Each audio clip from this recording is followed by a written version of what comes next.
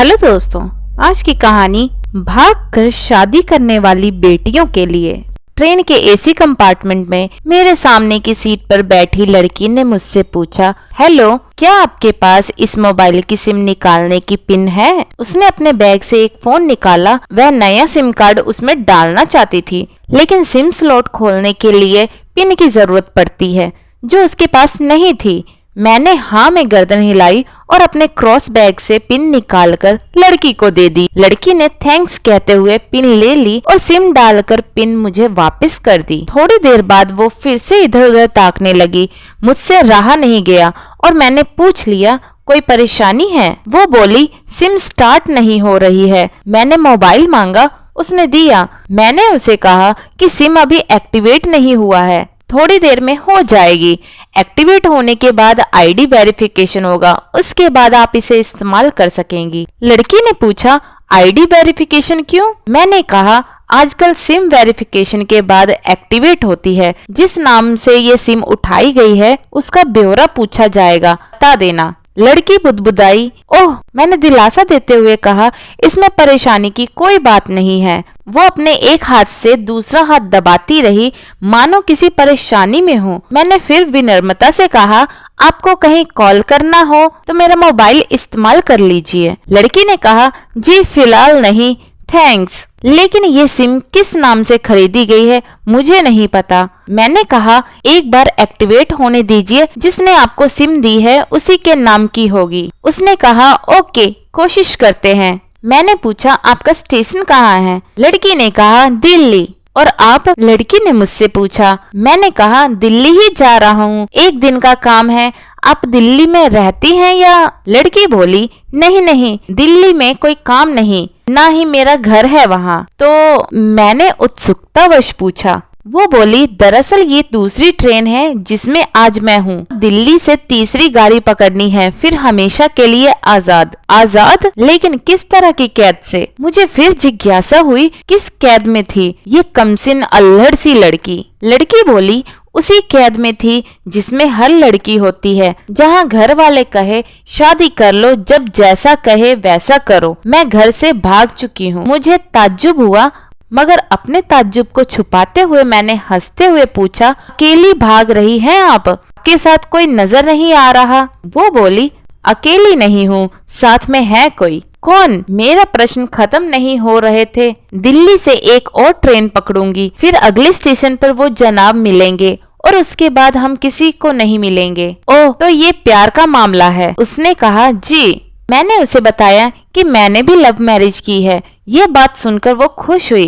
वो बोली, वाओ, कैसे, कब? लव मैरिज की बात सुनकर वो मुझसे बात करने में रुचि लेने लगी। मैंने कहा, कब, कैसे, कहाँ? वो मैं बाद में बताऊंगा, पहले आप बताओ, आपके घर में कौन कौन है? मैंने होशियारी बरतते हुए कहा, वो मैं आपको क्यों बताऊं? मेरे घर में कोई भी हो सकता है, मेरे पापा, माँ, भाई, बहन या और कोई हो सकता है। भाई ना हो, सिर्फ बहनें हो, या ये भी हो सकता है कि बहनें ना हो और दो चार गुस्सा करने वाले बड़े भाई हो। मतलब मैं आपका नाम भी नहीं पूछ सकता? मैंने काउंटर मारा है। वो बोली, कुछ भी नाम हो सकता है मेरा, टीना, मीना, रीना, कुछ भी। बहुत बातूनी लड़की थी वो। थोड़ी इधर उधर की बातें करने के बाद उसने मुझे टॉफी दी, जैसे छोटे बच्चे देते हैं क्लास में।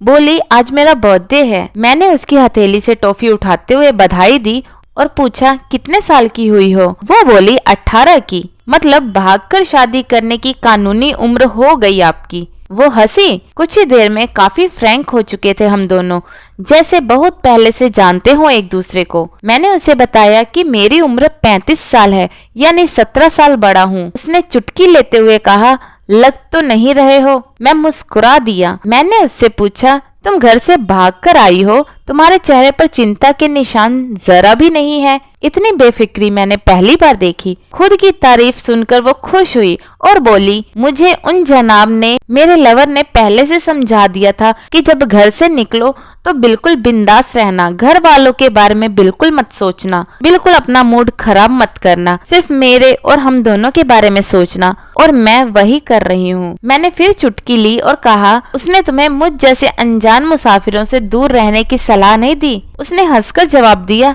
नहीं, शायद वो भूल गया होगा ये बताना। मैंने उसके प्रेमी की तारीफ करते हुए कहा, वैसे तुम्हारा बॉयफ्रेंड काफी टैलेंटेड है। उसने किस तरह से तुम्हें अकेले घर से रवाना किया, नई सिम और मोबाइल दिया, 3 ट्रेन बदलवाई ताकि कोई ट्रैक ना कर सके। Very talented person. लड़की ने हामी भरी और बोली, बहुत टैलेंटेड है वो, उसके जैसा कोई नहीं। मैंने उसे बताया कि मेरी शादी को 10 साल हुए हैं, एक बेटी है 8 साल की और एक बेटा 1 साल का। ये देखो उनकी तस्वीर। मेरे फोन पर बच्चों की तस्वीर देखकर उसके मुंह से निकल गया, सो क्यूट। मैंने उसे बताया कि ये जब पैदा हुई तब मैं कुवैत में था, एक पेट्रो कंपनी में बहुत अच्छी जॉब थी मेरी, बहुत अच्छी सैलरी थी। फिर कुछ महीने बाद मैंने वो जॉब छोड़ दी और अपने ही कस्बे में काम करने लगा। लड़की ने पूछा, जॉब क्यों छोड़ी? मैंने कहा, बच्ची को पहली बार गोद में उठाया तो ऐसा लगा मेरी दुनिया मेरे हाथों में है। 30 दिन की छुट्टी पर घर आया था, वापस जाना था लेकिन जा ना सका। इधर बच्ची का बचपन खर्च होता रहे, उधर मैं पूरी दुनिया कमा लूं तब भी घाटे का सौदा है। मेरे 2 टके की नौकरी, बचपन उसका लाखों का। उसने पूछा, क्या बीवी बच्चों को साथ नहीं ले जा सकते थे वहाँ पे? मैंने कहा, काफी टेक्निकल मामलों में गुजरकर एक लंबे समय के बाद रख सकते हैं। उस वक्त ये मुमकिन नहीं था। मुझे दोनों में से किसी एक को चुनना था, आलीशान रहन सहन के साथ नौकरी या परिवार। मैंने परिवार चुना, अपनी बेटी को बड़ा होते देखने के लिए। मैं कुवैत वापस गया लेकिन अपना इस्तीफा देकर लौट आया। लड़की ने कहा, वेरी इम्प्रेसिव। मैं मुस्कुराकर खिड़की की तरफ देखने लगा। लड़की ने पूछा, अच्छा आपने तो लव मैरिज की थी ना, फिर आप भागकर कहाँ गए? कैसे रहे और कैसे गुजरा वो वक्त? उसके हर सवाल और हर बात में मुझे महसूस हो रहा था कि ये लड़की लड़कपन के शिखर पर है, बिल्कुल नासमझ और मासूम छोटी बहन सी। मैंने उसे बताया कि हमने भागकर शादी नहीं की और ये भी है कि उसके पापा ने मुझे पहली नजर में सख्ती से रिजेक्ट कर दिया था। उन्होंने आपको रिजेक्ट क्यों किया? लड़की ने पूछा। मैंने कहा, रिजेक्ट करने का कुछ भी कारण हो सकता है, मेरी जाति, मेरा काम, घर परिवार। बिल्कुल सही। लड़की ने सहमति दर्ज कराई और आगे पूछा, फिर आपने क्या किया? मैंने कहा, मैंने कुछ नहीं किया, उसके पिता ने रिजेक्ट कर दिया। वहीं से मैंने अपने बारे में अलग से सोचना शुरू कर दिया था। खुशबू ने मुझे कहा कि भाग चलते हैं। मेरी वाइफ का नाम खुशबू है। मैंने 2 टुक मना कर दिया। वो 2 दिन तक लगातार जोर देती रही कि भाग चलते हैं। मैं मना करता रहा। मैंने उसे समझाया कि भागने वाले जोरे में लड़की की इज्जत पर कोई खास फर्क नहीं पड़ता, जबकि लड़की के पूरे कुल की इज्जत धुल जाती है। भागने वाला लड़का उसके दोस्तों में हीरो माना जाता है, लेकिन उसके विपरीत जो लड़की प्रेमी के साथ भाग जाती है वो उल्टा कहलाती है। मोहल्ले के लड़के उसे चालू कहते हैं।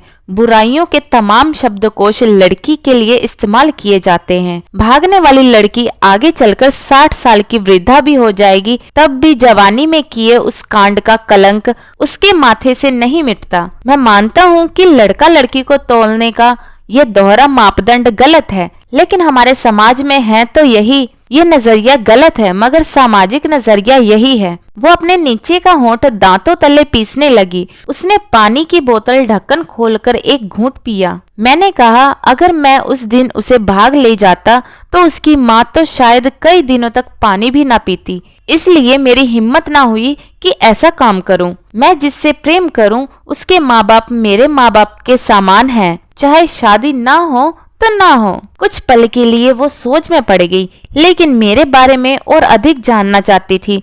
उसने पूछा, फिर आपकी शादी कैसे हुई? मैंने बताया कि खुशबू की सगाई कहीं और कर दी गई थी। धीरे धीरे सब कुछ नॉर्मल होने लगा था। खुशबू और उसके मंगेतर की बातें भी होने लगी थी फोन पर, लेकिन जैसे जैसे शादी नजदीक आने लगी उन लोगों की डिमांड बढ़ने लगी। डिमांड मतलब? लड़की ने पूछा। डिमांड का एक ही मतलब होता है कि दहेज की डिमांड। परिवार में सबको सोने से बने तोहफे दो, दूल्हे को लग्जरी कार चाहिए, सास और ननद को नेकलेस दो, वगैरह वगैरह बोले। हमारे यहाँ की रीत है। लड़का भी इस रीत की अदायगी का पक्षधार था।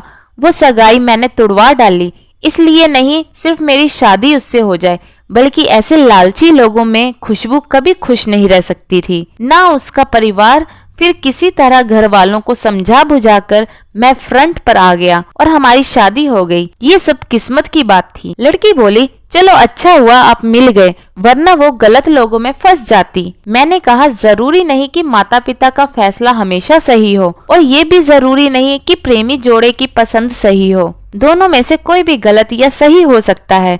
काम की बात यहाँ ये है कि कौन ज्यादा वफादार है। लड़की ने फिर से पानी का घूंट लिया और मैंने भी। लड़की ने तर्क दिया कि हमारा फैसला गलत हो जाए तो कोई बात नहीं, उन्हें गलानी नहीं होनी चाहिए। मैंने कहा, फैसला ऐसा हो जो दोनों का हो, बच्चों और माता पिता दोनों की सहमति, वो सबसे सही है। बुरा मत मानना, मैं कहना चाहूँगा कि तुम्हारा फैसला तुम दोनों का है, जिसमें तुम्हारे पेरेंट्स शामिल नहीं है। ना ही तुम्हें इश्क का असली मतलब पता है अभी। उसने पूछा, क्या है इश्क का सही अर्थ? मैंने कहा, तुम इश्क में हो, तुम अपना सब कुछ छोड़कर चली आई, ये सच्चा इश्क है।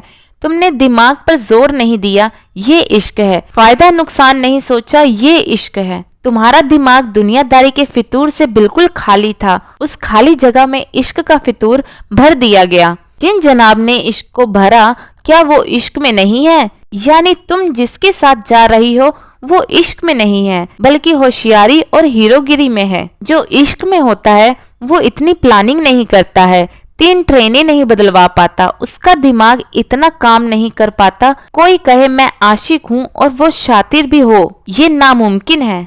मजनू इश्क में पागल हो गया था।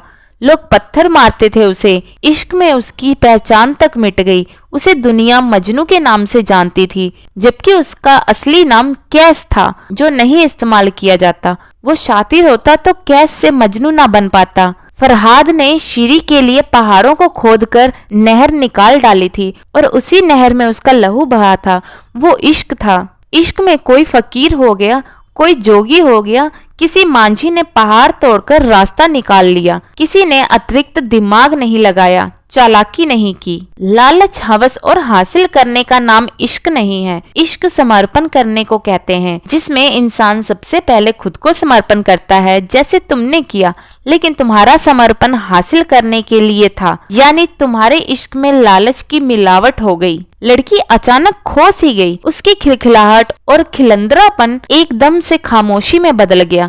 मुझे लगा मैं कुछ ज्यादा बोल गया, फिर भी मैंने जारी रखा। मैंने कहा, प्यार तुम्हारे पापा तुमसे करते हैं। कुछ दिनों बाद उनका वजन आधा हो जाएगा। तुम्हारी माँ कई दिनों तक खाना नहीं खा पाएगी और ना पानी पिएगी, जबकि आपको अपने आशिक को आजमा कर देख लेना था। ना तो उसकी सेहत पर फर्क पड़ता, न दिमाग पर। वो अक्लमंद है, अपने लिए अच्छा सोच लेता। आजकल गली मोहल्ले के हर तीसरे लौंडे लपाटे को जो इश्क हो जाता है, वो इश्क नहीं है, वो सिनेमा जैसा कुछ है। एक तरह की स्टंटबाजी, डेयरिंग, अलग कुछ करने का फितूर और कुछ नहीं। लड़की के चेहरे का रंग बदल गया। ऐसे लग रहा था कि वो अब यहाँ नहीं है। उसका दिमाग किसी अतीत में टहलने निकल गया है। मैं अपने फोन को स्क्रॉल करने लगा, लेकिन मन की इंद्री उसकी तरफ थी। थोड़ी ही देर में उसका और मेरा स्टेशन आ गया।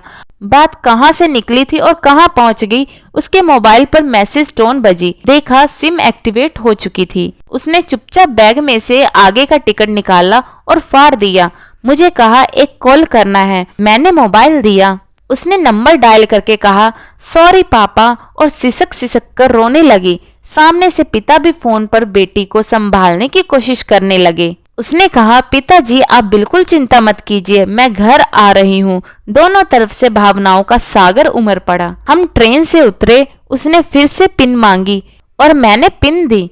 उसने मोबाइल से सिम निकालकर तोड़ दी और पिन मुझे वापस कर दिया। दोस्तों, ये कहानी देश की सभी बेटियों को समर्पित है। मेरा ये दावा है कि माता पिता से ज्यादा तुम्हें दुनिया में कोई प्यार नहीं करता। और हाँ दोस्तों, कहानी पढ़कर शेयर जरूर कीजिएगा। शायद कोई परिवार, कोई बेटी और उनका भविष्य इससे बच जाए।